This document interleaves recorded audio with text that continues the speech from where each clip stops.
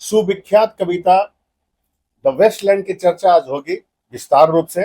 हालांकि हमने इसका इंट्रोडक्शन हम दोनों ने कुछ दिन पहले दिया था इसके बारे में, और हमने कहा था कि मसाल जल चुका है, तो आज उसके बारे में विस्तार से चर्चाएं। पहले वीडियोस भी आ चुके हैं, पहले वीडियो भी आ चुका है। तो आइए हम लोग देखते हैं कि उसका जो पार्ट है, पहला part the burial of the dead, यानी शव मृत्यु आयोजन, किसी शव का मृत्यु आयोजन शीर्षक है, सैल्यूटेशन ही है। तो कैसा शव कौन है? तो मृत शरीर अध्यात्म का है, उसी का मृत्यु समारोह, मतलब कैसे उसको दफन किया गया है, किस तरह से दफन किया गया है, इसके बारे में इसका जो शीर्षक है आगे बताएगा आपको, है ना। और शीर्षक से ही आपको पता चल गया हो कि आगे क्या होने वाला है, अध्यात्म का दफन। आइए हम लोग चलते हैं। April is the cruellest month, breeding lilac out of the dead land, mixing memory and desire, stirring dull roots with the spring rain. क्या कह रहा है? हमने कहा था कि ऋतुओं में सर्वश्रेष्ठ ऋतु जो है अप्रैल का महीना है, बसंत का महीना है। वो कभी कह रहा है कि तुमसे ज्यादा क्रूर कोई हो नहीं। किसके लिए क्रूर हो? तो आइए बता देखते हैं इसको, किसके लिए क्रूर हो। उन व्यक्तियों के लिए क्रूर है जो कि अध्यात्म में अपना जीवन लगा चुके हैं, ईश्वरवाद में अपना जीवन लगा चुके हैं, माया को छोड़ चुके हैं, इस गाइलफुल वर्ल्ड को छोड़ चुके हैं, है ना। वो संत व्यक्तियों की बातें हो रही, जिसको अप्रैल जो है क्या कर रहा है, उसको पिंच कर रहा है कि नहीं देखो, ये देखो ब्रीडिंग लिलैक। ब्रीडिंग लिलैक का मतलब सामने सुंदर जो है लिलक किसका प्रतीक है? वो काम का प्रतीक है, मोक्ष प्रतीक नहीं है, वो रीबर्थ का है, रीजनरेशन। कैसे आओ, कैसे आगे बढ़ाओ, आगे बढ़ाओ, माया में जाओ, माया में जाओ, पैसा में जाओ, ठगी में जाओ, ये सब जो है उसका सिंबलाइजेशन कर रहा है। और इससे क्या हो रहा है कि आध्यात्मिक जीवन में जीने वाला व्यक्ति जो है वो आहत हो रहा है। वो क्या हो रहा है, उसका ध्यान जो है अध्यात्म से हटके भौतिकवाद में ला रहा है। इसलिए अप्रैल का महीना उसके लिए भी क्रूर है।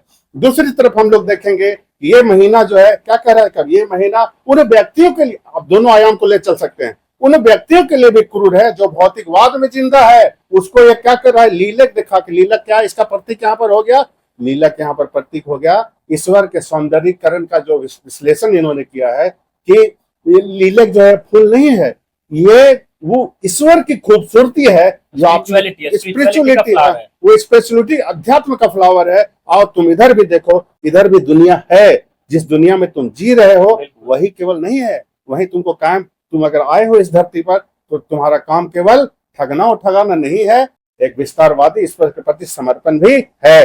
तो दोनों का क्या कर रहा है, ये पेनिट्रेट कर रहा है। कैसे कर रहा है? Lilac out of the dead land, mixing memory and Dzire. Memory and Dzire, पुरानी यादों को अब आपके अंदर के चाह को, दोनों को क्या कर रहा है, मिक्स कर रहा है, कॉन्फ्लिक्ट में ला रहा है, कॉन्फ्लिक्ट में। पुराने एंसेस्टर्स का, एंसेस्टर को ला रहा है, अच्छी चीजों को भी ला रहा है, और आप तुम्हारे अंदर का आग जो है, इच्छा जो लस्ट है, उसको भी आगे निकाल रहा है। ठीक है, दोनों को मिक्स कर रहा है। मिक्स करने का मतलब क्या हो गया, दो चीजों को अगर मिंगल करेंगे आप तो सिचुएशन क्या हो जाएगा, कॉन्फ्लिक्ट आ जाएगा, कॉम्प्लिकेशन आ जाएगा। यही इसका काम है, इसलिए क्रूर है। आगे देखिए क्या कर रहा है। Another sense is also applied here sir by T S Eliot कि जैसे एंसेस्टर्स का पहले, जैसे हम लोग को बोला जाता है कि हम लोग के जो पूर्वज हैं, है ना, our ancestors they were religious, उन लोग रिलीजियस थे, है ना, उन लोग स्पिरिचुअल थे पहला, जिसको मेमोरीज बोला गया। एंड द डिजायर, डिजायर मतलब क्या, जब आप देखते, when you are concerned about your, है ना, situation and you are seeing, you are actually looking towards the ancestor, so after the visualization you are, है ना, having a kind of idea in your mind that कि I'm not a spiritual, my fathers, my, है ना, grandfathers, they were spiritual but I am not here yet now, मैं हूं नहीं। लेकिन ये सोचना कि उन लोग स्पिरिचुअल्स थे, ठीक है, हम लोग नहीं है, तो क्या हमको हो जाना चाहिए, नहीं हो जाना चाहिए? अगर हम नहीं हो रहे तो गलती कर रहे हैं, कॉन्फ्लिक्ट गलती कर रहे हैं, है ना। तो here he has been actually stuck in a kind of in a dilemma, है ना।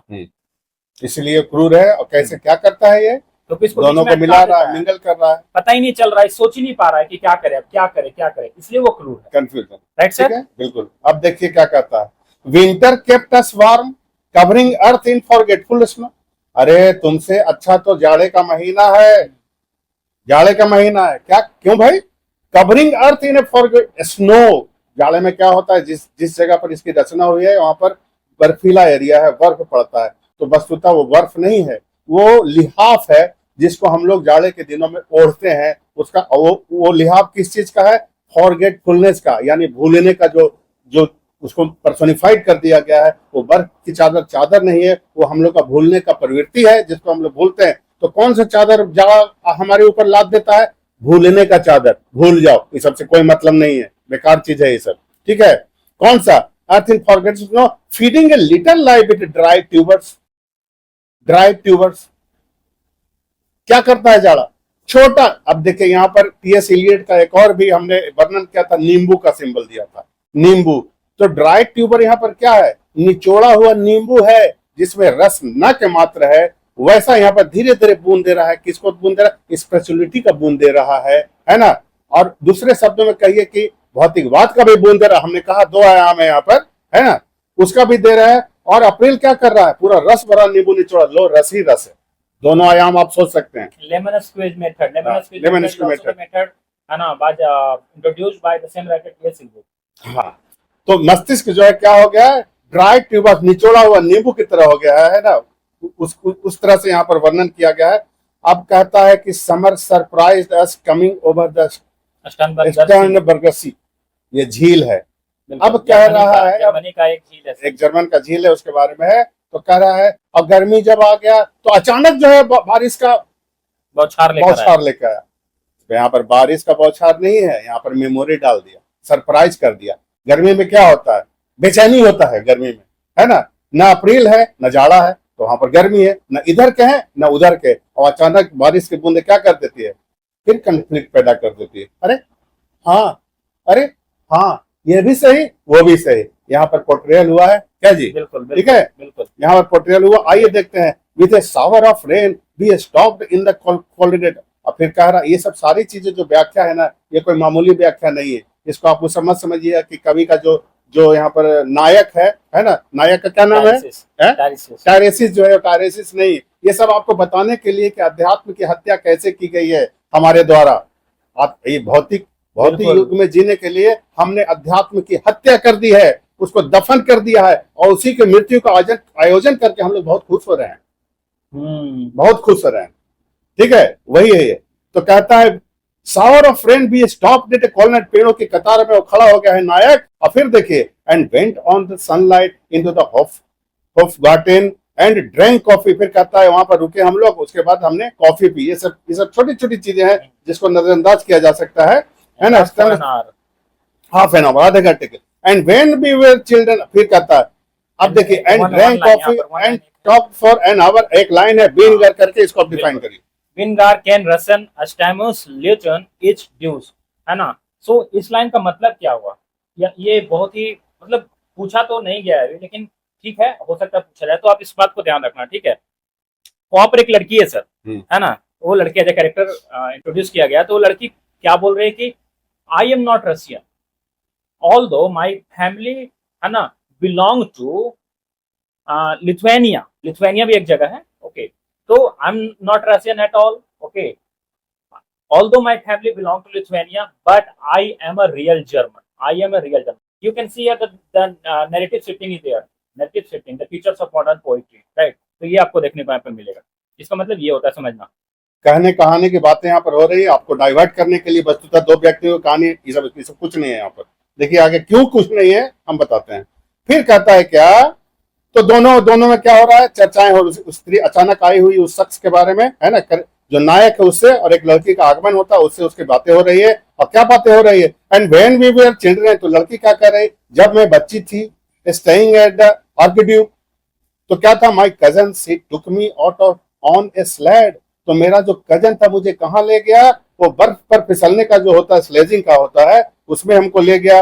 एंड आई वाज फ्राइटेंड, और मैं डर गई। He said Marie Marie hold on tight. और उस समय मेरे कजन ने कहा, मैरी मेरे हाथ को कस के पकड़ो। एंड डाउन वी वेंट, और फिर फिसलते हुए हम लोग उसके हाथ को पकड़ के नीचे चल गए। In the mountain there you feel free, I read much of the night. अब तक देखिए यहाँ पर न स्लेज है न माउंटेन है, ये सब कुछ नहीं है। लड़की क्या है? वो एक सिंबल है, सिंबल ऑफ गाइलफुल वर्ल्ड का। वो क्या कह रही है कि मेरे कजन कौन है? ये भौतिकवाद जो है उसका चरित्र है, वो कजन जो इसके हाथ को पकड़, किसी नन्ही सी बच्ची के हाथ को पकड़ के ले जा रहा है। कहाँ? भौतिकवाद और काम में ले जा रहा है, सेक्सुअलिटी में ले जा रहा है पकड़ के उसका हाथ को। और पहले डरती है, उसके बाद जैसे जैसे आगे बढ़ती है और नीचे जब उतरती है, और जब उसके अंदर का जो डर है वो खत्म हो जाता है, वो पूरा भौतिकवाद में आ चुकी है, अब पूरा उसका आनंद लेने लगती है। और पर्वत का जो सिंबोलाइजेशन है वो पर्वत है वहां पर कि मेरे अंदर का जो जो मेरे जो धर्म का जो बॉन्डिंग था, मेरे परिवार का जो डर था, अब वो खत्म हो चुका है। जिसके बिल्कुल। लिए मेरे अंदर संस्कार थे, जिसके लिए स्पिरिचुअलिटी थी, अब वो समाप्त हो चुका। अब मैं बिल्कुल बहुत खुश हूं। तो लड़की किसका सिंबल है?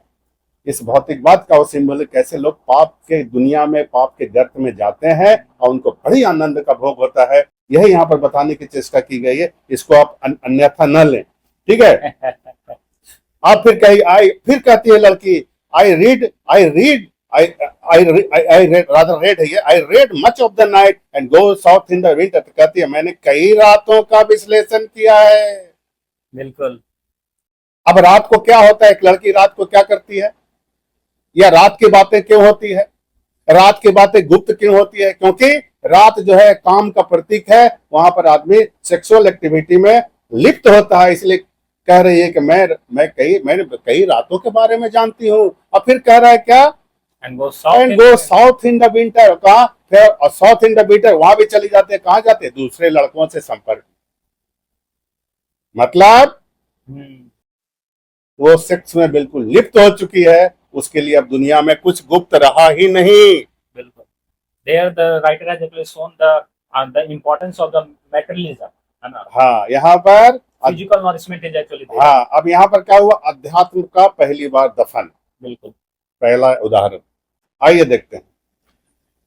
तो कहता है, फिर देखिए, what are the roots that clutch, what branches grow out of the stony rubbish son of man. तो कहता है वाह, वो कौन सी जड़ है भाई जो इंसान के मस्तिष्क को जकड़ के रखा हुआ है, और और वो जो जड़ से उगने वाला जो ब्रांचेज है वो कैसा ब्रांचेज है, उससे किस चीज की उत्पत्ति होती है?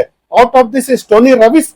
स्टोनी रविश, ये दिमाग जो पथरीला हो गया है, दिमाग, इसकी जड़ें जो है ये कैसी जड़ है जिससे व्यक्ति के जो विचार, पहले उसका वर्णन हुआ लड़की, उसको कामातिप्त लड़कों का वर्णन हुआ लड़कियों का। अब कहता है ये कौन सी ऐसी जड़ें हैं भाई जो इंसान के मस्तिष्क में घर कर गई हैं, जकड़ के रख दी है, और उसे ब्रांचेस जो निकल रहा है, कैसा इसको दे रहा है संदेश, क्या हो गया है ना?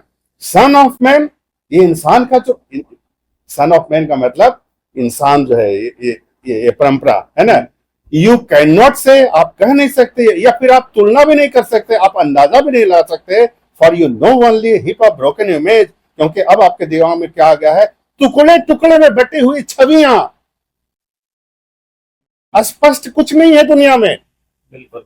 जो भी है अधूरा है, और अधूरेपन के चलते आपको लगता है ये परिपूर्ण नहीं, कुछ और आगे जाए, कुछ और आगे जाए, इसके और आगे जाए, और इसमें लिप्त हो, और मजा आएगा, और मजा आएगा। तो आपका जो मेज है आपके मन में वो टुकड़ों में बटा हुआ है, और जिस दिन टुकड़ों में बटा हुआ रहेगा कभी आप तृप्त नहीं हो पाएंगे। और माया का काम ही आपको प्यासा रखना, तृप्त कभी नहीं करेगा वो। इसी का यहाँ पर वर्णन है। Where the sun beats and the dead trees gives no shelter, the cricket no reap। क्या कह रहा है?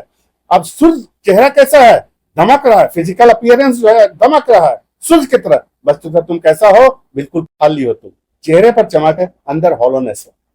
हॉलो मैन का एक है ना चीज का, The Hollow Man is the poem, the written by Socrates T.S. Eliot, which was published in the year 925. क्या है? अंदर खोखला है, भले तुम्हारा चेहरा लग रहा है बड़ी खुश है, no no no no, not at all. Beats and the dead tree gives no shelter. और जो तुम्हारे अंदर जो विचारों के वृक्ष हैं वो कैसे हो गए हैं? मृत प्राय हो गए। देखने में वृक्ष है, वो छायादार नहीं है। वो कैसा हो गया? ताड़ के वृक्ष की तरह है, जो कि खुद तो बड़ा दिखता है लेकिन नीचे छाया नहीं प्रदान कर सकता। ये ताड़ का वृक्ष बहुत कबीर का है, वो है ना, ये किया हुआ है ना। तो देखिए, ये ही एक ऐसा कवि है जिसमें आपको रविंद्रनाथ भी नजर आएगा, कबीर भी नजर आएगा, तुलसीदास भी नजर आएगा, भारतीय संस्कृति भी नजर आएगी। और शांति शांति जो लास्ट में बोला है वही इसका सिंबलाइजेशन है कि कितना प्रेरित था ये हमारे सनातन धर्म से। आगे आइए, बोलिए। एक important चीज, as sir has talked about the religion of T.S. Eliot. Okay, so T.S. Eliot was actually highly influenced by Hinduism, and he was equally influenced by Buddhism, है ना। He wanted to become a Buddhist. ये सब चीज है ना spirituality से connect करने के लिए चाहता था शुरू में कि हम बुद्धिज्म को अडॉप्ट कर ले। He was the writer who wanted to become a Buddhist. Remember this. प्रभावित था, धर्म से प्रभावित था, क्योंकि ये सब सारा धर्म जो है यही इंडिया में, ये सारे जो शांति है, पीस है, इस सब के लिए यही संभव था। And that is why a lots of references, है ना, he has applied here. So the language references, and the images, the kind of images, symbolism, and there are many other elements are has been applied here by the writer. तो क्या हो गया, जितने भी उसके images इंसान के दिमाग में बनते हैं सब टुकड़ों में बंधे हुए हैं, उसमें संस्कार है ही नहीं, पूर्ण रूपी छवि है ही नहीं, किसी का पूर्ण रूप, किसी का छवि पूर्ण है ही नहीं।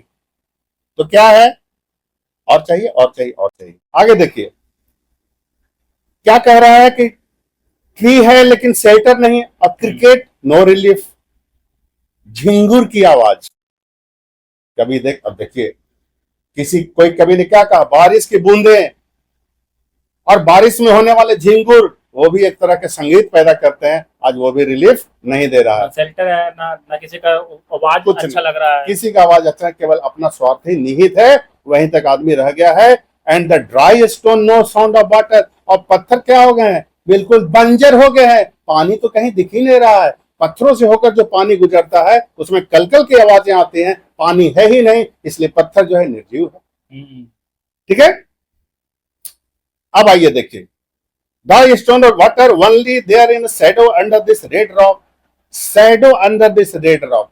रेड रॉक की क्या है, ये ईसाई धर्म का प्रतीक है। क्या जी, ईसाई धर्म का प्रतीक है, रिलीजन का प्रतीक है, उसमें छाया ही नहीं, वहां पर कोई क्राइस्ट का ब्लड से वो है ना लाल हो गया है, उसी पत्थर के यहाँ पर ये हो गया है।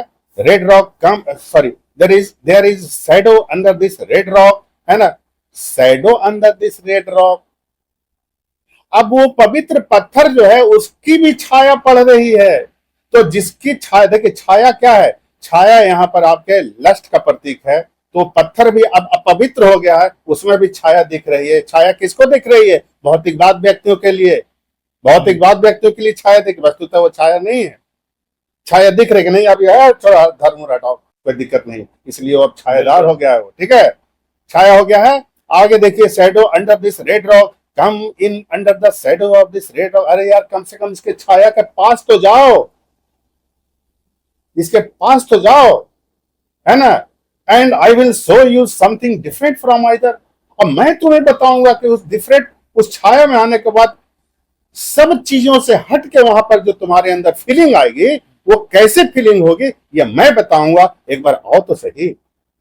ठीक है, your shadow at morning staring behind, क्या लाइन है यार, your shadow at morning starting behind you, और your shadow at evening rising to meet you. सुबह का मौसम, निकलते हो आप, तो आपकी परछाई कहां रहेगी, आपकी परछाई पीछे नजर आएगी, तो परछाई परछाई नहीं है, वो परछाई आपके लस्ट की है, आपकी लालसा की है, आपकी चाहत की है, आपकी लालसा का है, लालचीपन का है, और आपका क्या है, ईगो का है। वो छाया आप पर पीछे पीछे चल रहा है, लस्ट का है, ग्रीड का है, हाँ, ये आपका पीछा कर रहा है, वो पीछे पीछे, यानी क्या, अभी आप नियंत्रण में हैं, पीछे पीछे चल रहा है। और ना, हम भी हैं, हम भी हैं, हम भी हैं, देखो ना, हम भी खूबसूरत हैं। और शाम ढलते ढलते, शाम का मतलब जिंदगी की संध्या, सुबह आपकी जवानी, शाम जिंदगी की संध्या, और वहां पर आपका छाया जो है सामने बनता है, आपको सब कुछ दिखा के रख दिया कि तुमने पाया क्या, खोया क्या, उसके बाद आपसे आगे निकल जाता है। आपके पास क्या रहता है, मुट्ठी भर आपका धूल, आप अगर मुट्ठी खोलेंगे तो आप में क्या मिलेगा, धूल मिलेगा आपके हाथ, handful of dust, handful of dust, धूल मिलेंगे आप। वो हीरे जवाहरात, ज्ञान रूपी हीरे जवाहरात आपके हाथ में नहीं मिलेंगे, वो रेत मिलेंगे, वो बालू मिलेंगे, वो धूल मिलेंगे, जिसका कोई यहाँ पर अस्तित्व ही नहीं है, और अंत में आप बहुत ही पछताएंगे कि क्या खोया और क्या पाया। यही इस लाइन का बाबू विश्लेषण है। Handful of dust is a work written by Evelyn बॉग, है ना। एंड क्या ये TS Eliot handful of dust लाकर बोलना क्या चाहता है, बिकॉज टीएस इलियट ऐसे ही तो कोई रेफरेंसेस नहीं ले रहा है, तो हैंडफुल ऑफ डस्ट लाने का मतलब टीएस इलियट ये बताना चाह रहा है कि, है ना, with the help of handful of dust, the line, है ना, he has applied the theory of nihilism. कुछ भी नहीं हो, तुम कुछ भी नहीं हो, खत्म हो, कुछ था ही नहीं। अगर तुम आज मर जाते हो तो दुनिया जैसे चल रहा है वैसे ही चलता रहेगा, क्योंकि if you will see yourself from the point of view of the universe सोचो कितना दूर, और वहां से तुम अपने आप, you can just imagine yourself that when you will be seeing yourself from that prospects actually, तो वहां से आप देखोगे अपने आप को, तो you will see that कि आप इतने छोटे भी नहीं हो, है ना, आप दिखोगे ही नहीं, you are not clearly visible by the naked eyes, है ना, आप देख भी नहीं सकते। So the nihilism concept is applied by T.S. Eliot। ठीक है, तो कैसे क्या हो गया भाई, वो प्रेत रूपी जो परछाई है, याद करो मेफिस्टोफेलिस, बिल्कुल वो प्रेत रूपी जो परछाई है, लालच में क्या होगा, हमने प्रेत का गलत चीजों का सहारा, परछाई आपको आपके साथ है, लालच आपका साथ में चल रहा है, अंत में आपको ठेका दिखा के चला गया, बचा कुछ नहीं, आप वहीं के वहीं ठहरे के। उसके बाद देखो एक लाइन है, फ्रिस वेट, इसको डिफाइन करो। कहाँ पर सर? फ्रिस वेट एक लाइन है, देखो जर्मन लैंग्वेज है। I will show you fear in the हाँ, हैंडफुल ऑफ फ्री स्वेट देयर वाइंड देयर हेमत, जो हेमत का मतलब होता है होमलैंड। ओके, तो बोल रहा है कि हवा बह रही है, ठीक है, हवा बह रही है, the air is blowing, the air is blowing, wind चल रही है, ठीक है। और ये यहाँ पर ये बताना चाह रहा है कि फ्रेश हवा बह रही है ना, होमलैंड के टुवार्ड्स, मेक मेक आइरिस काइंड हु वेलिस डू, है ना, क्वेश्चन मार्क। ये जो लाइन है बहुत ही अटपटा है, you have to remember this also because most important यहाँ पर भी इसकी चर्चा हुई हुई कि हाँ, आपको दृश्य को चेंज करके ये बीच में लाया है। द एयर इज फ्रेश, हाँ। The air is blowing, the winnowy wind is blowing. और बोल रहा है यहाँ पर क्या, जो कैरेक्टर यहाँ पर क्या बोल रहा है कि ओ माय है ना beautiful lady, where do you linger, तुम कहाँ हो, है ना, तुम कहाँ हो मेरी लेडी, तुम कहाँ हो, याद ऐसा हवा करता चल रही है। याद करता हाँ, ये लाइन है। फिर कहता है, देखिए you gave me hyacinths first years ago, एक लड़की का देखिए नया नया कैरेक्टर आगे बना, तो कहती है तुमने मुझे क्या दिया था, हैचिन फ्लावर दिया था 1 साल पहले। They called me the hyacinth girl, अब तुमने मुझे दिया तो लोग मुझे चिढ़ाने लगे थे, क्या कह के, हैचिन गर्ल जा रही, हैचिन तुम हैचिन गर्ल हो, चिढ़ाने लगे थे। हमारे प्रेम, मेरी प्रेम कहानी ऐसी हो गई थी कि मुझे लोग चिढ़ाने लगे थे। Yet when we come back late from the hyacinth garden, तब फिर लड़का कहता है हाँ हाँ हाँ याद है, yet when we come back, जब हम लोग वापस आए थे, लेट हो गया था, फ्रॉम द हिचिंथ गार्डन से जब हम लोग वापस आ रहे थे, हम लोग प्रेम प्रलाप में थे, और फिर जब वापस आ रहे थे तो क्या हुआ था, योर आर्म्स फुल, तो तुम्हारा हाथ जो था फूलों से भरा हुआ था, एंड योर हेयर वेट, और तुम्हारे गेसू जो बाल थे वो भींगे हुए। देखिए एक स्त्री का सौंदर्य का वर्णन हो रहा है यहाँ पर। Wait I could not speak and my eyes failed, मैं कुछ बोलने के स्थिति में था ही नहीं तुम्हारी खूबसूरती देख के। And my eyes failed, I was neither living not dead, मेरी स्थिति क्या थी, ना मैं जिंदा था ना मैं मृत था। And I knew nothing looking into the heart of light the silence, और मैंने तुम्हारी एक ऐसी स्थिति कैसे हुई, उतना प्रेम पूर्ण व्यवहार और प्रलाप के बावजूद भी जब मैंने फूल मैंने तुम्हें प्रदान की थी तो तुम्हारा चेहरा खिला हुआ नहीं था, तुम्हारा चेहरा कैसा था, उदास था। तब मेरे समझ में नहीं आया कि तुम्हारा चेहरा, मैंने तो एक खूबसूरत फूल तुमको प्रदान किया, सिंबल ऑफ लव तुमको दिया था, तो मुझे समझ में नहीं आया उस समय कि तुम खुश क्यों नहीं थी। तब मुझे पता चला कि तुम खुश क्यों नहीं थी, क्योंकि तुम भी इस भौतिकवाद दुनिया में हो, और तुम्हें भी हीरों का हार और सोने के जवाहरात चाहिए था, और मैंने फूलों का हार दे दिया है। ठीक है, ये लाइन है। तो मैं बहुत उदास हो गया, और मुझे फिर हमको ये लगने लगा कि मैं जो हूँ इस दुनिया में अकेला का अकेला हूँ। जैसे एक समुद्र, the last line you can see here in this stanza, so ओइड and लियर das Meer, and this means that the sea is calm, the sea is in its meditating condition, that कि बहुत शांत है।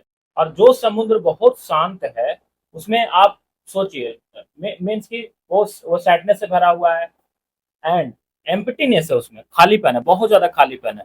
तो इसका जो दिल है अभी, after saying that my lady is actually, है ना, हैविंग रिलेशनशिप विद मेटलिज्म, है ना, बहुत दुख हुआ इसको कि मेरी, जिसको हम सबसे ज्यादा प्रेम करते थे, वो भी, उसको भी हीरो का हार चाहिए था और सोने का हार चाहिए था, also needs ज्वेलरी है। तो मेरी स्थिति कैसी हो गई, उस समुद्र की तरह जो अपनी चंचलता के लिए जाना जाता है वो भी शांत हो गया। बिल्कुल क्या हो गया, इम्पटीनेस आ गया, मेरी स्थिति वैसी हो गई। अब मैडम सोसोरित के बारे में आप बताइए। Madam Sosostris famous clairvoyant. Before we get into this particular line, so I would like to tell you something कि मैडम सोसोरिस कौन थी। So Madam Sosotis is actually a character which has been taken from the work written by Louis Huxley called The Chrome Yellow, है ना। जब आप उस novel को पढ़ेंगे तब आपको पता चलेगा madam सोसोरिस was a fake clairvoyant, है ना। She was hiding herself just to save herself from the police, है ना, अपने आप को बचा रही थी। फेक क्लारवॉयंट की तरह यहाँ पर मैडम सोसोरिस को बताया गया। अब इनके पास, अब इस दुनिया में किसी को ठगना है तो कुछ तो करना पड़ेगा, है ना, अपना वर्चस्व को, जस्ट फॉर हर एग्जिस्टेंशियलिज्म, है ना। सी इज है ना, doing a kind of horoscopic like material related to black magic also. तो अब देखिए क्या बोलता है, madam Sosostris famous clairvoyant, madam Sosostris जो कि बहुत ही फेमस क्लैरवोयंट है ना, भविष्यवाणी करने वाली, हॉरोस्कोप बनाने वाली, हैड अ बैड कोल्ड, उसको ठंड लगी थी, है ना। Nevertheless is known to be the wisest woman in Europe, और माना जाता है कि सबसे ज्यादा, है ना, जानकार होने वाली महिला जो कि पूरे यूरोप में मानी जाती है ये, with a big pack of card, और उसके पास क्या है, पैक ऑफ कार्ड्स है बहुत सारे, है ना। भविष्यवाणी जिससे करके जो मूर्ख बनाया जाता है ना सर, फेक फेक रियलिटी को लाना, वो मूर्ख बनाने का काम इसे करते हैं, with a big pack of cards. अब देखिए, here said she is your card. अब मीन्स यहाँ पर बताना क्या चाह रही है, हेयर सेड सी। अब जो ये क्लैरवोयंट जो मैडम सुसोस्ट्रिस, ये बोल रही है टैरिसियस को, the narrator actually, the mouth piece of T S Eliot, you can also say कि हेयर सेड सी बोलती है, इज योर कार्ड, देखो तुम्हारा कार्ड ये है, द ड्रॉन फर्निशियन सेलर, किसका ड्रॉन फर्निशियन सेलर, देखो फर्निशियन वो ट्रेडर जो कि व्यापारी करते थे, और वो अचानक हलचल समुद्र में आने के कारण उनका मौत हो गया था, और उनके जो आईज है, वो छोटे छोटे जो आंख है, वो मोती में कन्वर्ट हो गए हैं, and a kind of differences you can also get, and you can also relate the differences with the Tempest, where in the Tempest written by William Shakespeare, है ना, उनकी जो आंखें हैं वो टर्न हो गई, किसमें, मोती में हो गई वहां से। तो देखो तुम्हारा ये, है ना, फर्निशियल सेलर का देखो तुम्हारा कार्ड है, दो ज्यादा pearl that were his eyes, ये रेफरेंस है टेम्पेस्ट से। अब देखो, हियर इज बेलाडोना, मतलब बेलाडोना का para, the lady of rocks, the lady of rocks, Belladonna feminist character है, लेडी ऑफ रॉक, चट्टानों की लेडी इसको बोला जाता है, ये याद रखना, lady of rocks and lady of situation, who is known as lady of rocks and lady of situation, Belladonna, याद रखना, बहुत इंपॉर्टेंट है। अब देखो, the lady of situation, here is the man with 3 steps. अब जो है ना, कार्ड जो है एक एक करके कार्ड दिखा रही है, बता रही है क्या, उसको टेरिसियस को समझा रही है, बता रही है क्या कि here is one eyed merchant, देखो एक काना, जिसको काना बोलते हैं ना सर हिंदी में, काना, एक आंख से विकलांग है वो, अब वो क्या कर रहा है, देखो उसका कार्ड है, पहला कार्ड उसका निकला, and this card which is blank, दूसरा कार्ड बिल्कुल खाली। खाली होने का भी कुछ इंपॉर्टेंस है, because we have a very short period of time, so each and every, है ना, essential detail cannot be just handed over to you guys, because इतना कम पीरियड में संभव नहीं है ना। इसके लिए भी हम लोग एक आगे चलकर कुछ सोचे हैं, वो बताएंगे। चलो, तो अभी हम लोग समझते हैं कि here is the man with 3 steps, है ना। अब आ गया क्या कि 3 डंटे वाला एक इंसान है, and here is the wheel, फिर अगला जो कार्ड निकलता है उसमें एक पहिया का लगा हुआ है, means the revolution of time, है ना, एडवांसमेंट ऑफ टाइम जो भी आ रहा है वो है, and here is one eyed man, एक काना आदमी, ठीक है, मर्चेंट है जो कि, and this card is blank, और अगला कार्ड जो निकालता है वो खाली है, जिसका भविष्यवाणी नहीं कर सकती। हियर जीसस क्राइस्ट के बारे में बोला है कि जीसस क्राइस्ट जो है, मतलब कि जो फेक रियलिटी में है, आज के दौर में जो फेक रियलिटी में जो फेक काम कर रहा है, वो स्पिरिचुअल चीज को देख ही नहीं सकता, इसलिए उसको कार्ड ब्लैंक लग रहा है। And suppose madam Sosostris, if madam Sosostris was real, suppose अगर वो रियल होती और सच में देख पाती, तो मे बी वो देख सकती थी, लेकिन ये देख नहीं रही, ये क्या कर रही है, मूर्ख बना रही है। आगे पुलिस से भी बचा रही है अपने आप को, इसके पीछे पुलिस भी पड़ा है ना, and will see this details in the work, है ना, Chrome yellow while doing success. अब देखो यहाँ पर blank is something he carries on his back, अब एक और कार्ड निकालता है जिसपे से, है ना, वो जो है, वो काना जो आदमी जो मर्चेंट है, वो पीछे बैग में कुछ लिए हुए है अपने पीठ पर, और उसमें उसको वो जो बैग है सर बिल्कुल ब्लैंक है कि नहीं, समझना। अब देखो, विच आई एम फॉरबिडन टू, बोलते कि हम नहीं देख सकते इस बैग में क्या है, जो दिख रहा है मतलब अदृश्य है, कुछ दिख नहीं रहा। I do not find the hangman. अब जो कार्ड निकाल रही है मैडम सुसोस्ट्रिस, वो बता रही है क्या कि अब जो ये कार्ड है ये एक हैंग्ड मैन का है, लटका हुआ आदमी है, एंड हु इज लटका हुआ आदमी, कौन है यहाँ पर। So you can also relate the God of fertility, है ना, talk about the ancient people, so they used to worship the god, and suppose the rain is not occurring here, so the ancient people would they would just go to the countryside area and they hang the paintings of the god of fertility. And after all, when the god of fertility would listen to the voice of these members, these people, so after that the god decides कि अब बारिश कर देना चाहिए, but आज के time पे in this materialistic world they are not talking about the god, any god. Indradev का भी बात लोग नहीं करते हैं, बारिश नहीं हो रहा है, अपने अपने दुनिया में खुश हैं, एसी चलाकर खुश हैं, है कि नहीं। तो ये सब चीज है, ये समझने का बहुत ही ये समझना जरूरी हो जाता है ये सब चीज। I do not find the hangman. अब देखिए, फियर डेथ बाय वाटर, बोलता है डरो पानी से, तुम्हें डरो, and fear death by water. जब हम लोग द फायर सरमन का जब 4th में पहुंचेंगे ना, तो फियर डेथ बाय बाटर जब आता है 4th सेक्शन में, तो आप उसमें आप देखोगे कि फियर डेथ बाय बाटर यहाँ से बिल्कुल इंटरलिंक्ड है, जो आपको मिलेगा आगे चलकर। I see crowds of people walking round in a ring, thank you if you see dear Mrs Equitone. ना बोल रही है क्या कि मैं बहुत सारे लोग को इसी है ना इस घेरे में घूमते देखी हूँ, घूम ही रहे हैं लोग, ठीक है। If you see dear Mrs Equitone, अब मिसेस इक्विटीन भी यहाँ पर एक कैरेक्टर की तरह लिया गया। अब देखना, टेल हर आई ब्रिंग, अब बोल रही है, देखो मैडम सुसोस्टिस क्या बोल रही है कि कैलिसियस को, कि जब तुम यहाँ से जाओगे तो तुम्हें मिसेस इक्विटीन मिलेगी, तो उसको बताना जाकर कि आज का दुनिया अच्छा नहीं चल रहा है, और मैं होरोस्कोप जो बना रही हूँ उसका मिसेस इक्विटीन का, मैं अपने साथ लेकर आऊंगी, किसी के हाथ के द्वारा मैं नहीं भेज सकती, क्योंकि आज जो है मैं किसी पर विश्वास नहीं कर सकती, है ना। तो इस टाइप का यहाँ पर सीन चल रहा है। Tell her I bring the horoscope myself and one must be careful this days. आजकल हर एक इंसान को क्या होना चाहिए, सावधान होना चाहिए। ये लिप्त है, ये औरत का जो चरित्र यहाँ पर दिया गया है आज की दुनिया का, वो चरित्र है जो लोगों को जानता है कि लोगों में हर एक चीज, हर एक इंसान के अंदर जो कमी है उसको एक एक्सचेंज कर रही है, बन जा रही है। अगर किसी व्यक्ति को आप कहेंगे कि देखो तुम्हारी बहुत सुंदर बीवी, हाँ बहुत सुंदर बीवी मिलेगी, हाँ हाँ हाँ, तो उन लोगों को ये बात का कहना और आशाओं में लिप्त रखना, ये बहुत ही चालाक महिला का यहाँ पे वर्णन है। और यह वर्णन है कि आज की दुनिया जो है, ठग भी इस तरह के मौजूद है। जैसे मैं खुद जाकर बताऊंगी, और ये मैडम सुसोस्टिस ही बोल रही है कि मैं ही लेकर जाऊंगी होरोस्कोप, दूसरे के हाथों नहीं भेजाऊंगी। क्यों?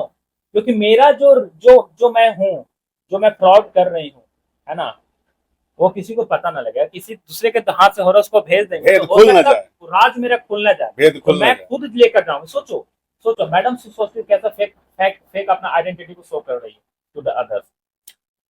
आइए हम लोग चलते हैं अनरियल सिटी में। बिल्कुल, लास्ट स्टेंजा है, और इसमें अनरियल सिटी क्या बताएं, आप खुद देखें। Under the brown fog of winter down, unreal city London, unreal city London. क्या हो गया? Under the brown fog of A winter down, जाड़े की शुरुआत हो गई है। जाड़ा क्या है? भौतिकवाद का आरंभ हो चुका है, पूरा नहीं, आरंभ हो चुका है। यानी हम लोग अपना हिंदू मिथोलॉजी में सतयुग, कलयुग, भटयुग, तो कलयुग आ चुका है, भौतिकवाद आ चुका है। एक क्राउड, अब तो क्या कहता है, देखिए, एक crowd flowed over London bridge, भीड़ भरा जो है जन सैलाब, वो लंदन ब्रिज पर, उसका वर्णन है। लंदन ब्रिज पर लोग जा रहे हैं, ऐसा लग रहा है बाढ़ है, लोगों को आना जाना ऐसा दिख रहा है मानो बाढ़ है, एकदम बेखबर एक दूसरे से जा रहे हैं। और लोगों की नजर देखिए क्या है, अहेड क्या है, a crowd flowed over London bridge, so many I had not thought death had undone so many. तो कहता है, मृत्यु कह रहा था, मृत्यु कौन सा मृत्यु? मायावी, ये भौतिकवाद का मृत्यु नाम का जो भौतिकवाद है, लोगों पर ऐसा आच्छादित हो गया है कि लोग कैसा दिख रहे हैं, लाश की तरह चलते फिरते, चलता फिरता क्या है, लगता है लाश है, लाश है। जिंदा आदमी में क्या होता है, विचार होते हैं, लाश में विचार नहीं होते हैं। इसलिए क्या है, प्रेत रूप से लगता है, सब प्रेत बन गए, भूत एकदम ऐसे चल रहे हैं, सब वैसा चल रहे हैं। और लोगों की नजरें देखिए, I had not thought that, मैं समझा भी नहीं था कि इतना जो है भौतिकवाद जो इतना वो लोग को ऐसा कर देगा, मुझे कतई आशा नहीं थी। Sighs short and infrequent were exhaled, लोगों की क्या हो रही, सब में क्या हो रहा है, केवल सब लोग आहें किस चीज का भर, सांस चल रही है, बस केवल बस ऐसे यंत्रवत है, मैकेनाइज्ड हो गए हैं, वो मैकेनाइज्ड हो गए हैं, वो मैकेनाइज्ड हो गए। Sighs short and frequent were exhaled and each man fixed his eye before his feet, और प्रत्येक व्यक्ति की आंखें कैसी चल रहा है, गतिशील भी है, और नजर कहाँ है, नीचे है। क्यों नजर नीचे है? इसीलिए नजर नीचे है कि कुछ मिल जाए, किसी का गिरा हुआ मिल जाए, ऐसा ना किसी का छूट जाए, हम उठा लें अपने पॉकेट में, नजरें चुरा कर अपने पॉकेट में रख लें, है ना, ताकि मुझे फायदा हो जाए। देखिए, यंत्रवत है, दूसरों का यहाँ पर कोई जगह ही नहीं है यहाँ पर, इसलिए कहा गया सबकी नजरें। तो नजरों का यहाँ पर जो पोर्ट्रियल किया गया है, आप कल्पना करिए एक ऐसे कूड़ा चुनने वाले उस व्यक्ति का, जो अपने यहाँ पर क्या रहता है, एक बोरा लिए हुए रहता है, गंदा सा बोरा, और उसकी नजरें कहाँ रहती है, जमीन पर रहती है। कौन से गंदी चीजें उसके काम का मिल जाए, उसको बोरे में वो समेटेगा। किसके लिए समेटेगा? हमारा पैसा आ जाएगा, लाभ के लिए, अपना लाभ के लिए।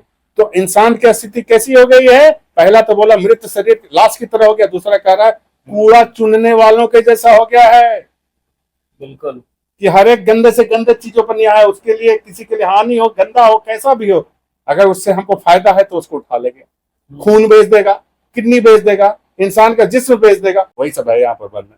ठीक है, कहता है डॉन किंग, देखिए आगे, and each man fixed his eyes before his feet flowed up the hill and down King William Street में गुजर रहे वहां से, गुजर रहा है to where Saint Mary will not kept the hours। और कहा, और वहां पर बीच में क्या मिलता है? एक चर्च है, चर्च में क्या आ रहा है?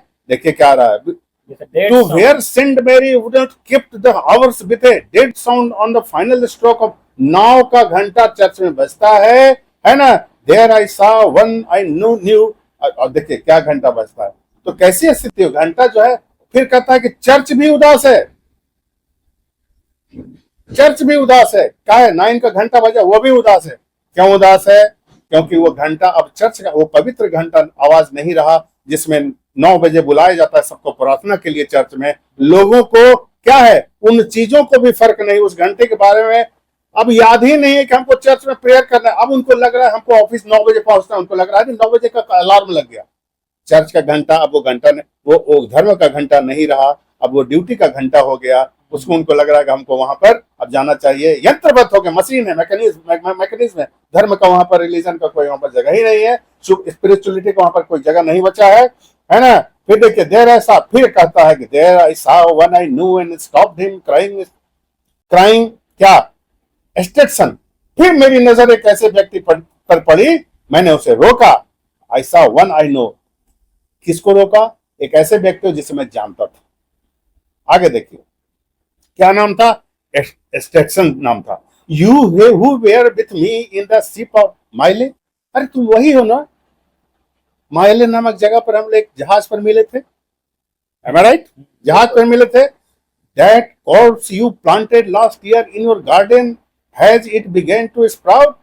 Will it bloom this year? उस समय जो तुम बोले थे कि हमने भौतिकवाद को, देखिए क्या कहता है, you who were with me in the ship at Mylae, that corpse मैंने लॉस, that corpse you planted last year in your garden. तुमने अपने दिल रूपी जमीन पर उस किसको गाड़ा था? उस लाश को। कौन सा लाश को गाड़ा था? अविश्वास का लाश, अविश्वास का लाश को, अधर्म के लाश को, भौतिकवाद के लाश को तुमने दफन कर दिया था। काहे के लिए दफन कर दिया था? कि उसमें नया वृक्ष उगे, अध्यात्म का वृक्ष उगे, स्पिरिचुअलिटी का वृक्ष। तो कह रहा है क्या, has it begun to sprout, क्या वो वृक्ष उगने लगे हैं, उसके ब्रांचेज आने लगे हैं, है ना। Will it bloom this year, क्या इस साल भी वो कायम रहेगा? इस साल तक खिल जाएगा, इस साल तक खिल जाएगा, पूर्ण रूप से खिल जाएगा। फिर देखिए क्या कहता है, will it bloom this year or has the sudden frost disturb, या फिर जाड़े का थपेड़ा उसको नष्ट कर देगा। जाड़े का थपेड़ा कौन? भौतिकवाद का वो सैलाब, वो हवा, जिसमें आदमी अच्छा से अच्छा आदमी को भी बिगाड़ के रख देता है, बर्बाद करके रख देता है। तो कहीं जाड़े का वो थपेड़ा जो है वो खत्म तो नहीं, पेड़ को मार तो नहीं देगा। कौन सा वृक्ष? अध्यात्म का वृक्ष। ठीक है, फिर कहता है will it bloom this year or has the sudden frost disturb this bed, O keep the dog far hence that's friend to man. अरे उस कुत्ते को जो इंसान का मित्र माना गया है, देखिए, O keep the dog far hence, उस कुत्ते को दूर रखो, भले वो तुम्हारा मित्र क्यों नहीं है। दैट्स फ्रेंड टू मैन और with his nail he will dig it up again. तो क्या कह रहा है? मित्र कौन? भौतिकवाद मित्र। कुत्ता इंसान का मित्र, यहां पर कुत्ता कौन? भौतिकवाद। तो कहता है ऐसा ना हो कि तुम्हारा, जिसको तुम अपना मित्र समझ रहे हो, कुत्ता को, भौतिकवाद को, तो ऐसा तो नहीं, क्योंकि कुत्ता में क्या होता है, भले तुम्हारा मित्र हो कि लाश देखे वो अपना नखून जरूर पंजा मारेगा उस मित्र शव को खाने के लिए। तो ऐसा ना हो कि भौतिकवाद फिर तुम्हारे दफन जो तुम कर दिए हो भौतिकवाद को, ऐसे फिर खोद के न निकाल ले अपने नाखून से, रोक न दे। ये देखिए, इसलिए सावधान रहना। वो तुम्हारे मित्र जो नजर आ रहा है, वो कुत्ता जो नजर आ रहा है, वो एक तरफ तुमको मित्र नजर आ रहा है, लेकिन तुम्हारे दफन जो सब तुम कर दिए उसको नोच के फिर निकाल के बाहर करेगा और फिर से तुम भौतिकवाद में आ जाओगे। इसलिए हे हो सावधान, है ना। Keep the dog for that friend too many और with his nails he will dig it up again, you hypocrite. ये इसका देखो जर्मन में है, उसको क्या है। सो एक बात है यहाँ पर, ठीक है। यू हिपोक्रेट लेक्चो मॉम सेमेवेबल मॉम फ्रेर। ओके, सो हम लोगों ने बहुत सारे चीज को देखा, ये लाइन आप पर छोड़ते हैं, है ना, ये लाइन आप पर छोड़ते हैं, इसको ढूंढो। You must go for researching this things also because this is very much needed in English literature, है ना। रिसर्च करो और if you will get the proper meaning just leave that, है ना, in the comment box below. देखिए Okay. यहाँ पर क्या है, कह रहा संबोधन करता है हिपोक्रेट, यू हिपोक्रेट, हम लोग को कह रहा है, हम लोग को ऐ हिपोक्रेट, घमंडी व्यक्ति, इस जो हमने वर्णन किया है ऊपर, इसके बारे में सोचना। ये इन लोग पर आने देते हैं सर, इन लोग पर आने देते हैं। ठीक है, एक hint आप दे लोग देते हैं। बताइएगा जरूर, आप लोग बताइएगा, आप लोग बताइएगा। और कुछ सर? अब क्या यार, अब तो मेरा पूरा पंप हो गया यार। रेडी हो जाइए, the second part, the game of chess, बहुत जल्दी लेकर आ रहे हैं। उस पर हम लोग का एडिटिंग वगैरह कुछ चल रहा है, बहुत ही जल्दी मिलेंगे, ठीक है। And with that I would like to end our lecture, and tomorrow we will be meeting soon with our new lecture, and on the top, on the heading called the game of chess, another part of the wasteland. Till then, have a great day. Thank you. और हमें जरूर बताएं कि ये जो विश्लेषण हम दोनों लोगों ने साथ में किया वो आपको कैसा लगा, और ऐसा विश्लेषण कभी आपको अगर मिला हो जरूर बताएं कि हाँ वो सर भी ऐसा पढ़ाए थे। मुझे बहुत खुशी होगी, अपार खुशी होगी, प्लीज। और अगर आपको अच्छा लगे तो लाइक करें, क्योंकि देखो ये जो चीज आज हम लोग लाइन बाय लाइन एक्सप्लेनेशन गए हैं, आप समझ सकते हो, है ना, कितना मेहनत लगता है, क्या लगता है। If you really enjoyed our video, if you find this video informative and useful, so don't forget to like and subscribe our channel. Have a great day.